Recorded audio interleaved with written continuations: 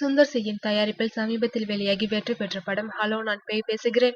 இப்படத்தை அடுத்து சுந்தர் சியின் அவனி மூவிஸ் தயாரித்துள்ள படம் முத்தின கத்திரிக்கா. சுந்தர் சியுடன் கடந்த சில ஆண்டுகளாக பணிபுரிந்த அனுபவம் பெற்ற வெங்கட் ராகவன் இப்படத்தை இயக்கியுள்ளார். சுந்தர் சி கதாநாயகனாக நடிக்கும் இந்த படத்தில் அவருக்கு ஜோடியாக பூனம் பாஜ்வா நடிக்கின்றார்.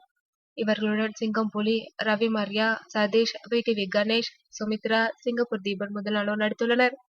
நடிகை சிருஷ்டி டாங்கேயின் காதலரான சித்தார்த் விபின் படத்திற்கு இசையமைக்கின்றார்.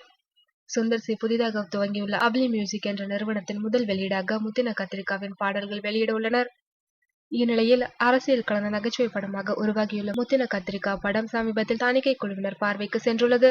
படத்தை பார்த்த தணிக்கை குழு உறுப்பினர்கள் முத்தின கத்திரிக்கா படத்திற்கு சான்றிதழ் வழங்கியுள்ளார்கள் என்பது குறிப்பிடத்தக்கது.